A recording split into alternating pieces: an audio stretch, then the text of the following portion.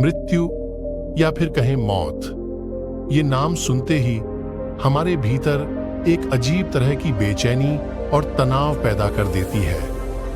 और बात जब किसी अपने करीबी के मौत की खबर हमें अंदर तक झकझोर देती है, और कई बार तो किसी की मौत से हम इतना ज्यादा दुखी हो जाते हैं कि हम खुद तक नुकसान पहुंचाने के बारे में सोचने लगते हैं।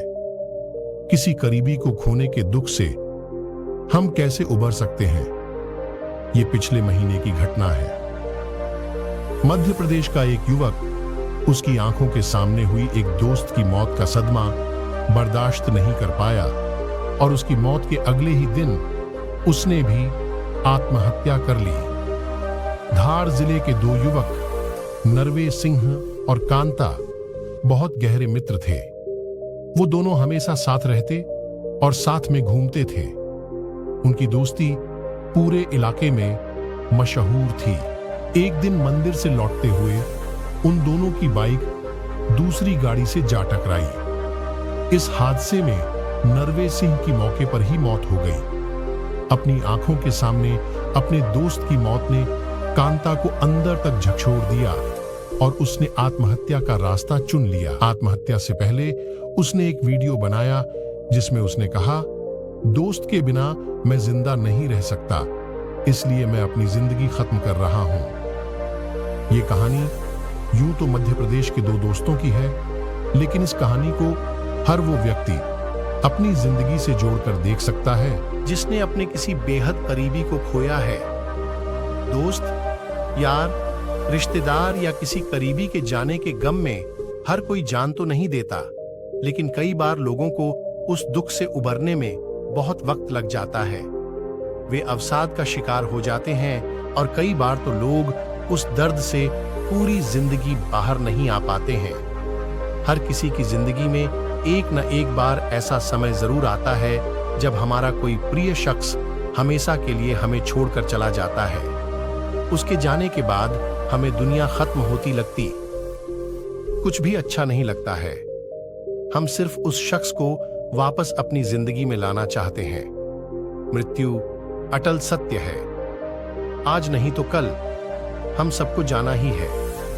इस सच्चाई का एहसास होने के बाद भी हम अपने करीबी का जाना स्वीकार क्यों नहीं कर पाते? मन के साथ अमेरिका की कोलंबिया यूनिवर्सिटी के कुछ शोधकर्ताओं ने इन्हीं सवालों के जवाब ढूंढने की कोशिश की है।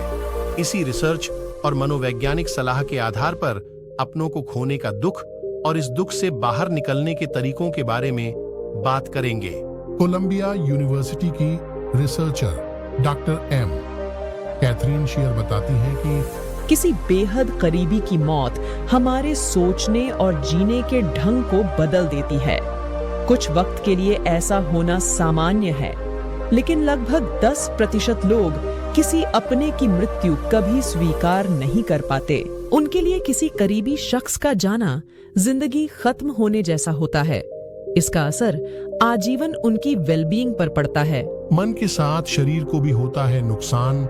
किसी अपने को खोने का दुख, जिसे मातम, शोक, गम या ग्रीफ भी कहते हैं, यह मन के साथ साथ शरीर पर भी असर डालता है। इस स्थिति में शख्स सुस्त और जिंदगी के प्रति उदासीन हो सकता है। मन की तरह शरीर भी सुस्त हो जाता है और इम्यूनिटी कमजोर पड़ने लगती है। इस वजह से ज्यादा नींद आने या फिर अनिद्रा की भी शिकायत हो सकती है। ग्रीफ या शोक किसी करीबी की मौत के बाद उपजा साइकोलॉजिकल डिस्ट्रेस है। इस स्थिति में शख्स एंजाइटी, असुरक्षा, अलगाव, कंफ्यूजन और निगेटिविटी से जूझता है। गंभीर स्थिति में इसकी वजह से इम्यून सिस्टम का बिगड़ना, सेल्फ नेग्लिजेंस और आत्महत्या का ख्याल भी आ सकता है। एलिजाबेथ कुबलर-रॉस एक स्विस अमेरिकन साइकोलॉजिस्ट हैं, जिन्होंने 1969 में एक किताब लिखी थी, ऑन डेथ एंड डाइंग। मृत्यु जैसी जटिल विषय की मनोवैज्ञानिक पड़ताल करने वाली वह दुनिया के शुरुआती मनोवैज्ञानिकों में से एक थी। इस किताब में ग्रीफ को 5 चरणों में समझाने की कोशिश करती है।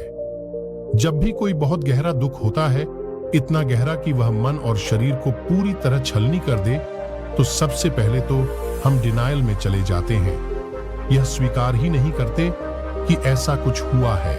हर पीड़ा की शुरुआत डिनायल से ही होती है और वहां से गुजरकर उस जगह पहुंचने तक की जब हम दुख को स्वीकार करना सीख जाए, मन 5 चरणों से होकर गुजरता है।